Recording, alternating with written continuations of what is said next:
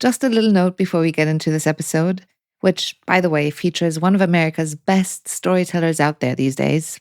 Little Devils is an indie production. That means that there's no big company or platform behind it.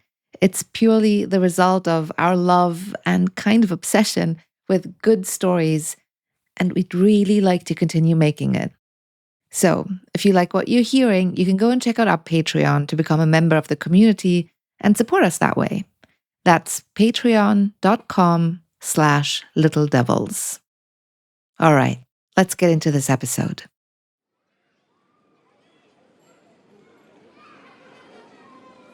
Sensitive listeners, please be advised. This episode contains some strong language. So, if you're listening aloud in the company of children and you don't want them to be cursing, maybe you want to wait until you're alone. My first bicycle was a thing of beauty. It was pink and green and sporty, and I loved it so much. Every chance I'd get, I'd take it out on this little hill next to our apartment block, and I'd ride it up and down. I must have been around 5 or 6. One day in late summer, I was back at it, riding up and down that hill. And at that point, I'd graduated from using 2 support wheels to just using 1, and I thought I was doing a pretty good job. I took a break, sat down on the curb, when this boy from the neighborhood came up to me and said, "Hey, can I borrow your bike for a sec?" He was a little bit older than me. I kind of looked up to him, so I said, "Yeah, sure, go ahead." The boy took the bike, moved the remaining support wheel out of the way, and then he jumped on it. And on his way down the hill, he was so fast. And when he zoomed by me, he went, "Woohoo!" He was basically flying. And I was watching, and now I felt silly about being so cautious while riding my bike. By the time he returned it, I felt this fire in me. I was ready to show him what I got. So I put the support wheel back in place, and when I reached the top of the hill, I gathered all my courage and went as fast as I could. Woohoo! But then I went flying, just not in the way that I wanted to. I hit a bump in the pavement, and I touched down real hard, face first.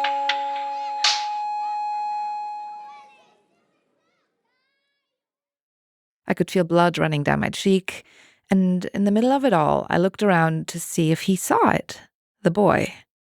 Did he see how fast I was?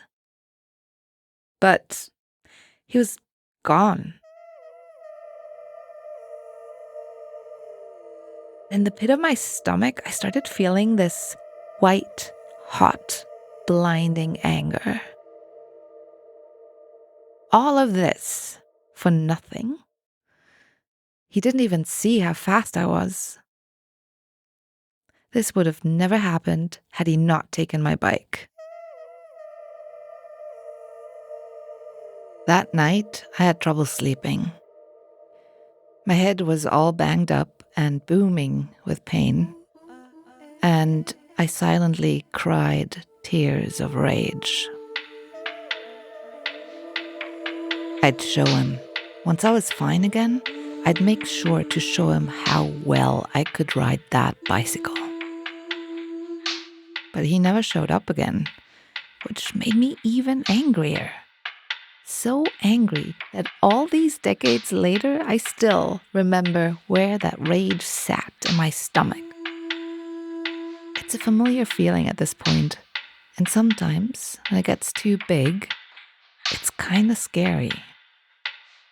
That rage that eats through my stomach like acid, and it turns me into a revenge-hungry, headless chicken.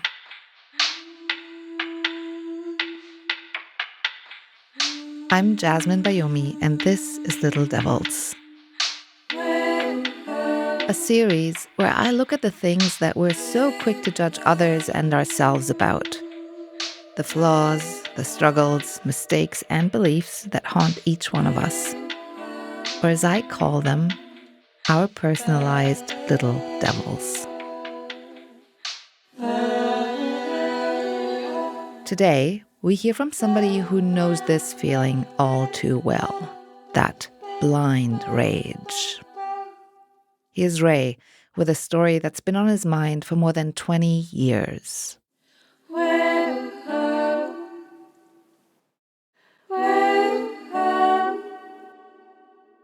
My name is Raymond Ray Christian. I'm a retired Army paratrooper, doctor of education, a Fulbright specialist, and father of 6 kids. And sometimes I say I'm the source of all Black knowledge. That's me, Ray Christian, your friend and neighbor. Ray's story starts in the 80s. Back then, he was a young private in the Army stationed in Fort Bragg, North Carolina, which most people now know as Fort Liberty. At the time, it was known as the second largest military base in the world, home to the Airborne and Special Operations Forces. So you see a lot of helicopters, you see a lot of parachutists. Almost all of the America's elite forces are stationed on the same base. They would blast music through the speakers all up and down the main street that we run on in the mornings. Paratrooper music, like we're all Americans and proud to be guardians of honor and liberty. Some fly in gliders to the enemy. Some come down as paratroopers. And this is all morning. You've got thousands of soldiers running in formation back and forth. Here we go, all the way. So here we were, an elite military unit, but under the surface, we were still just kids. We sing those songs, we go through those motions, but after work, we just talk crap about the Army. So in my head, I was kind of like fake soldier. For guys like us, where the regular world is dangerous anyway, joining the military or having any kind of dangerous job for people who came from where I come from is not out of the norm. It's not political. It's not politics. It's not, gee, I want to just serve my country. A lot of it is, I just want to get my life started. So in a world where the only life I had ever had before I joined the Army was living with my mama and daddy, now I'm in a world full of adults. And I'm still trying to figure myself out. I think I'm tough, but I ain't grown man tough. Ray was surrounded by thousands of other young soldiers just like him. They were physically fit, athletic, and they were training to be the best paratroopers they could be. One of the people they looked up to was their sergeant, the ultimate example of what Ray calls grown man toughness. He looked like a Greek god, tough as nails. And he had a twitchy eye. He was a Vietnam vet. He was an awesome physical specimen. I can remember the way he walked. Oh, boy, he was like the Terminator, man. He walked strong. He looked strong. His muscles bulged in his uniform. That was the man responsible for the platoon. The man who had all the power, who had control over almost every minute of their everyday. The sergeant. But he had gotten in the habit of teasing me. He was calling me cornbread all the time, and that's supposed to be a reference to me being Southern. Backwards, hillbilly-like, unsophisticated, cornbread. Very stereotypical of somebody from the country. It wasn't out of love and affection, it was to tease me. Every time he would see me, he would say, hey, cornbread do this, cornbread do that. I almost had the impression that he was challenging me. Like, I'm going to keep saying this, and what the hell are you going to do about it?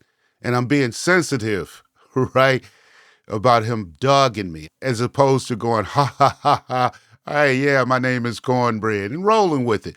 Because people did. Other people had nicknames, Ghost, Devil, Hey, Tex. Texas. Hey, Tex. Like in Forrest Gump. And Tex well, I don't remember where Tex come from. People get names based on where you come from. You know, hey, Chicago. Hey, New York. Come here. Country boy. Come here. Hey, city guy. Come here. Things like that. And so for a lot of guys, it was quaint. It was cute. It was fun. You feel like you're really in when you get a solid nickname. But you want to choose, you want a cool nickname. I was very bothered by it. Just the hysterical laughter that my peers had it was like I was just a butt of a joke. And I should have been just bonding with the boys, but I was really pissed off that they would be saying it to me in all kind of contexts, and they did it so often, like even across the radios. And we don't normally, there's no joking on the radios, right? I mean, we do serious communication. So hearing it on the radio was probably the ultimate insult to me because the weight of people clowning me was huge. Alpha Company, bring 6 of your soldiers up for so-and-so over. And it goes like, Roger, we got Sergeant so-and-so, got Corporal so-and-so, and we got cornbread coming up over. That goes across the radio and people go, cornbread! They are dying. And of course, it didn't take long for the bleed off to start where people are going, is cornbread, is that guy in your unit? Who the hell is cornbread? And it wasn't like whoever did that got in any trouble or anything. Nope, it was just a company joke. That meant the chain of command the lieutenant was cool with it. That meant the captain was cool with it. It meant everybody was cool with that. And I was just livid.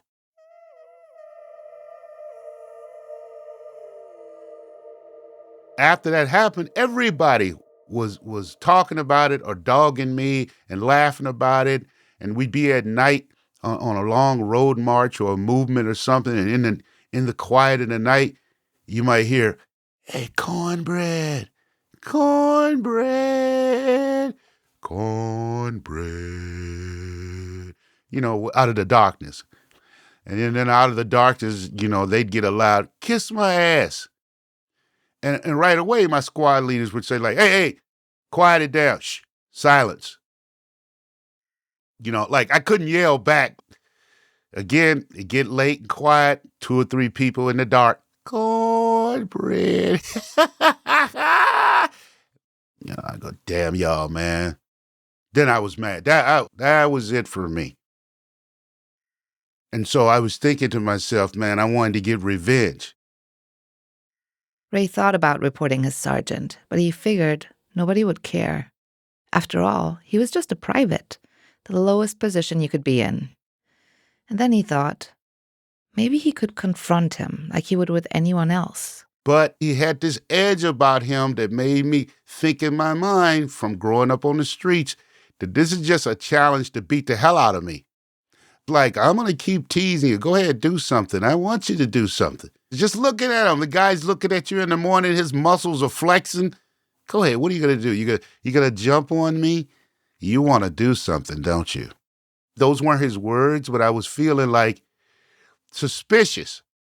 And I really did think about, I'm going to be a man. I'm going to walk up to him in his face and I'm going to say, you don't treat me like that. I'm challenging you to a duel. Let's do it. That is definitely what I was thinking. And at one point while I was out in the field, I had got myself psyched up for that. And I got my breathing hard, heaving my chest in and out, and hitting myself in the chest. I'm going to confront him. I walked up to him real fast. He turned around and said, what do you want? Nothing. I turned around and went back. I couldn't do it, and I was mad at myself. So I thought about what other kind of pranks or whatever I could do to him.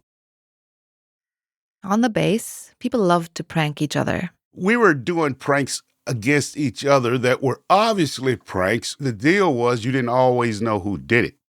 Super glue people's cups, pencils, books to the desk, and hear somebody go, damn it, putting fish in people's pockets, in their wall lockers, under the desk. Usually your response to that would be to say nothing. Don't let them get the pleasure of knowing they got me.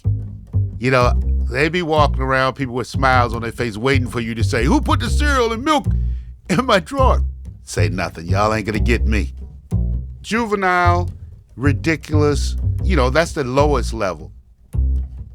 So Ray tried to figure out which kind of prank he could pull on the sergeant. So I came up with the idea that I was going to super glue a razor blade under the door handle of his car. That was my plan. That was my payback for him. I think I was going through my mind how nasty that would be. That it was the nasty factor. And what my original thought was, because we were all very aware that in Vietnam, the Viet Cong used punji sticks, and it's like a pit in the ground with bamboo sharpened sticks. And it's camouflage and leaves and stuff on top of it. You fall in the pit, the punji sticks would, go through your foot, your boot. And because they put feces on them, of course, that would cause a major infection. And of course, that soldier would be removed from the field permanently. You couldn't return. So that's a common tactic that they use. It's something we were aware of, as part of the culture, even though we didn't use them because booby traps are against the rules of war. That's a war crime. But that's how I came to that, because I thought it would be super sinister, but not kill him, which is to show you how weird my mind was. And I wasn't going to use the human poop. I couldn't make myself do that. So I actually spent time walking around trying to look for dog poop. I did find some, but it was all dried up and crumbly, and I couldn't actually get it on the blade, and it became messy and stupid, so I had to abandon that. Ray sets out to get everything he needs for what he calls the prank. It takes a few days, and once he had everything he needed, he was ready. It's summer. It's humid and still hot. So I waited till it was almost dark outside, and then I went to the parking lot and I found his car. So it's not a lot of cars in the parking lot, which also impacts your ability to hide, because the cars are really spread out. They're not close together. And there are those big overhead lights, spaced out like you might see in any major parking lot. So I had to be really careful. I gather up my bravery. I find his car. No problems. There's nobody around. So I'm down on my knees. I pull out my super glue. I put it on the razor blade. I stick it under the handle. And I have to duck because I hear some people coming. So while I'm ducking, I don't realize that what I've done after I try to walk away is I super glued my fingers to the car, too. Remember, the car is in the middle of the parking lot, big old overhead light, no cars around it. I'm out there by myself by a single car. So for 5 minutes, I'm ducking, I'm trying to bend around, and my fingers are still on the car. And I'm going like, shoot, I gotta get out of here. I gotta get out of here. And I'm pulling at my fingers, I'm blowing on it. I even tried to lick them. I was doing all kind of stuff. I was looking around and said, man, I get a stick or something and try to pry my... There was nothing, and I was absolutely panic stricken. I can't get my fingers off, scraping at it, scratching at it, trying to pull on it, gently tugging, nothing would happen. Come on, get off. But then when I heard those steps get real close, I got to get out of here. I snatched my fingers off. It hurt like hell, and I left meat behind. And I want to scream like I'm crazy, but I can't.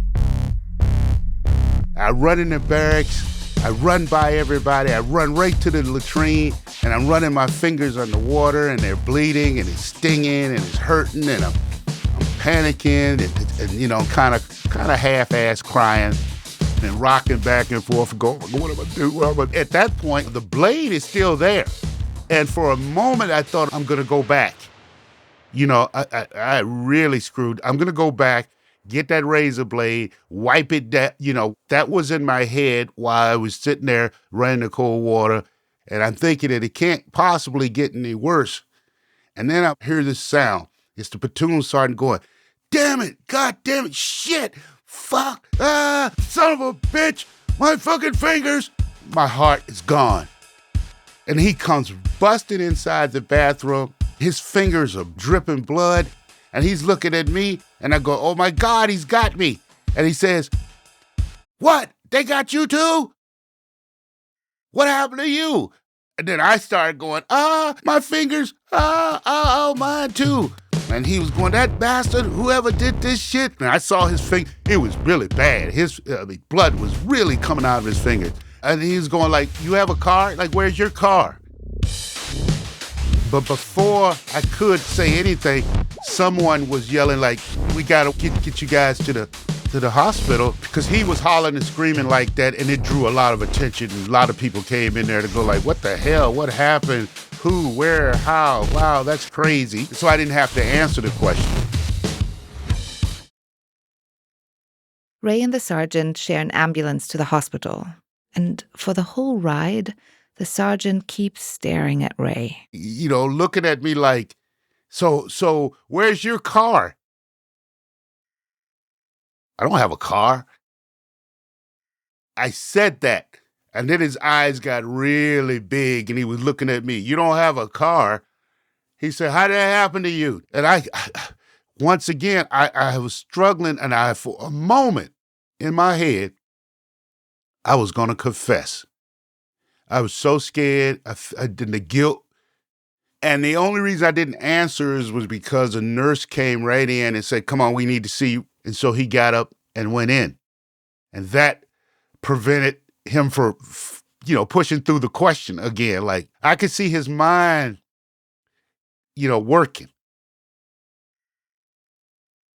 At the hospital, the staff tried to find out what had happened, but Ray's answers weren't making much sense. Everybody kept rereading the notes.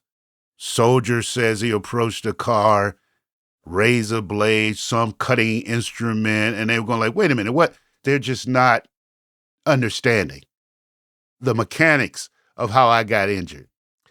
It doesn't look like, that looks like that was torn off. Hey, come here, nurse so-and-so, captain, come here, look at this. Now, how did you say that happened? Ray, hey, somebody else, come over here, look at this. You sure it was a razor blade? And they was quizzing me all like that. And then it was like, well, whatever it is, we'll treat it. But how'd you say that happened again?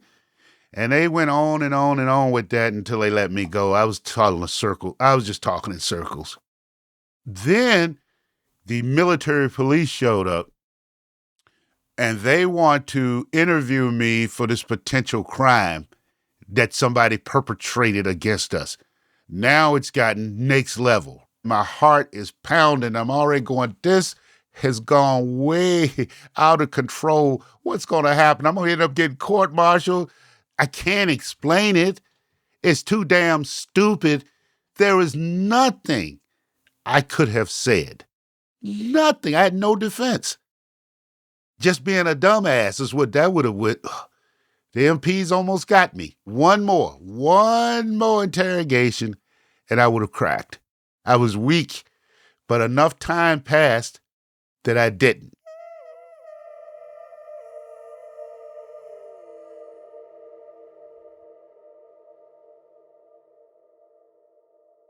So ultimately what happened was he was cut really severely, and he had some severe nerve damage, and they actually removed him from our unit. So he never came back to the unit, really.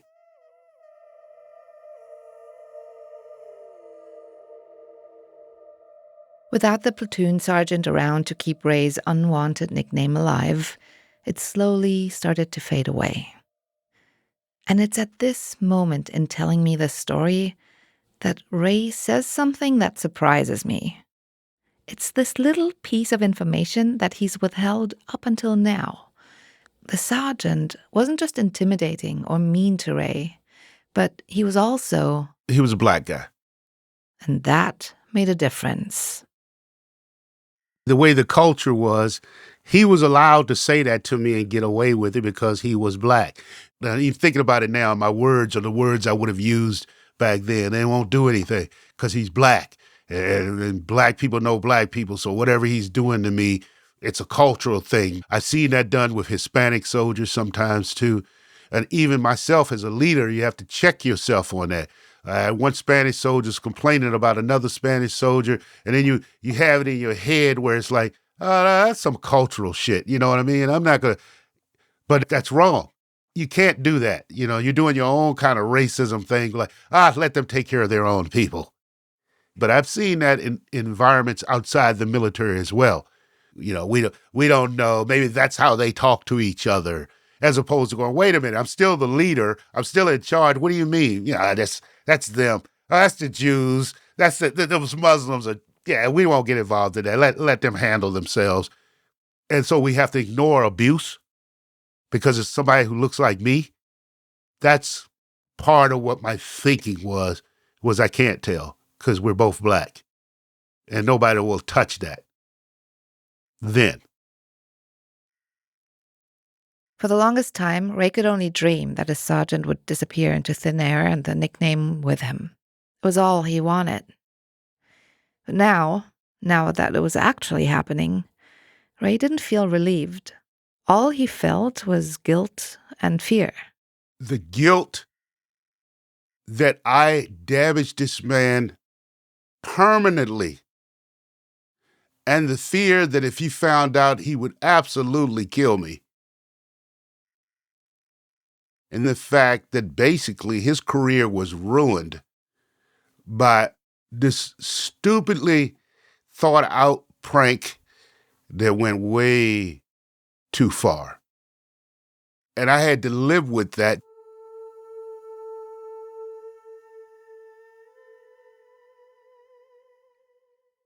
It was probably like a couple months long nightmare of the military police not letting it go.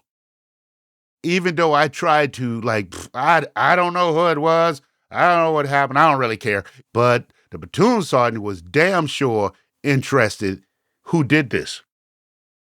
But he'd never found out.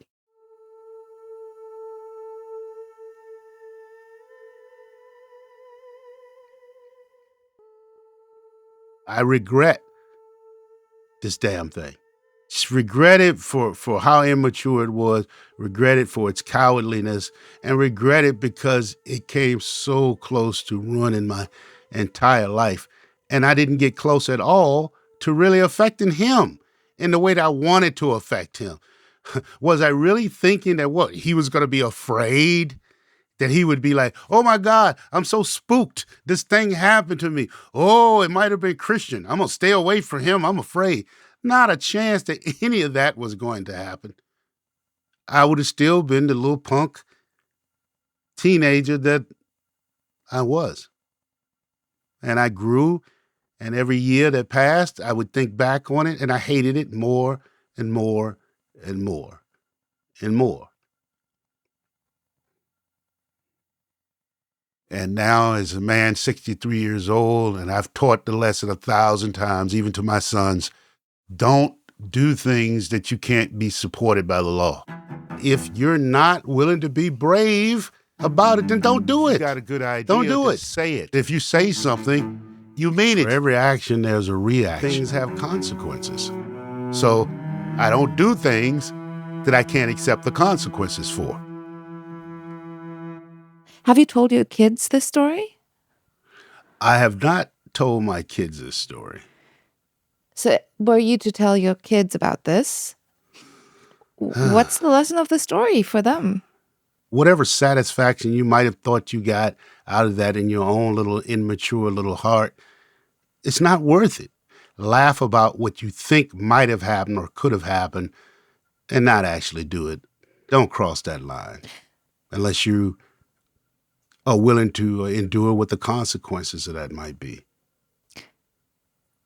Did you endure the consequences of that, though? Only in my head. I was, I think the universe punished me psychologically. I spent a lot of time in deep worry and in deep fear, uh, enough to almost want to tell on myself repeatedly. That was the worst, most awful feeling to drag that hollow feeling around in my belly. I did this thing and I survived it. I learned a lesson from it, but my life would have went in a totally different direction had he caught me, punished me, and booted me out. If I hadn't have served those 18 years in the Army more, I wouldn't have, certainly wouldn't have went to college. Certainly wouldn't have went to graduate school. I certainly wouldn't have became a college professor. I wouldn't have became a Fulbright specialist. And I probably wouldn't be telling stories to you now because my whole life developed, after my time in the Army, and it carried me forward in terms of all the experiences I had, the people I connected with, PTSD and how that affected and changed my life. At that point, emotionally, psychologically, I would have still been immature. And I don't know what kind of direction my life would have taken because I had no plans. So, you coming out with the story now, what could still happen? I think the statute of limitation is probably already ran in terms of them court-martialing me. And I believe that might have been 20 years or so. Is that the reason why you are just now telling that story? Well, that's probably the biggest part. The time that I was still on active duty, probably another, 18 years, I wasn't going to talk about it because I could still get in trouble. And then I don't know, I don't know if old Sarge would have found out or even heard this anywhere. With enough time having passed for me to be more apologetic, and hell, I'd love to hear from him if I could. Who knows? Because now I would just throw out to the world, if you want to punish me, I admit it. I did it. I did wrong. Yeah. I did wrong. So you would say the moral of the story is every action has a reaction. You need to be able to live with the consequences. Yes. And wouldn't you agree that the moral of the story could also be that if you fuck up, don't tell anybody? I mean, damn. Yeah, that's the ultimate.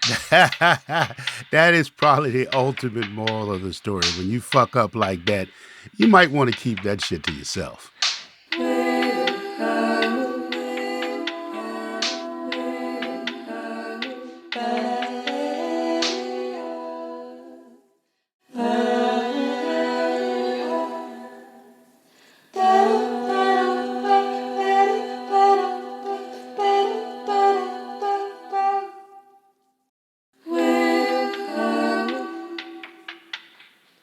Thank you, Ray Christian, for telling us your story. And thank you for listening. Ray is one of the best storytellers out there these days, and he's recently won a bunch of awards for his skills. And so, if you enjoyed Ray's story, you'll definitely enjoy Ray's own show. It's called What's Ray Saying? So go and find What's Ray Saying in your podcast app. Ray and his wife are putting it out as an independent show, and they could use whatever support you can give them, even if all you can do is listen and tell others about it and rate and review it. But they also have a Patreon that you can support. Just go to Patreon and find What's Ray Saying. Little Devils is a TRZ Media original. It's our very first independent original show, and that means that it's 100% our podcast baby without any big investors behind it. And so, if you have liked what you've heard so far, you might want to consider becoming part of our Patreon community. There are so many great perks for supporters in it, like ad-free episodes or exclusive bonus episodes. There might be video calls with me and the team, and maybe there'll be some special guests that you've already met in the episodes. And so much more. You can go to patreon.com/littledevils. And we know that support can come in many forms. Just you listening and telling your friends and family about it and rating and reviewing this show is actually pretty fantastic already. So if you've already started doing that, thank you so much. If you've got stories or feedback of any sort, you can email us at littledevils@trz-media.de. You can also find us on Instagram at Little Devils Show. And you can find me on Instagram. That's at Jasmine Bayomi. That's JasminBayomy.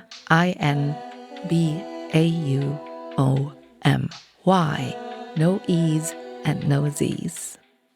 We can't wait to hear more from you and maybe find more Little Devil stories with you. The show is hosted, reported, and co-created by me, Jasmine Bayomi, and a small but mighty team of people. Our editor is Tim Howard, and my co-creator and co-producer is Marta Midveshek.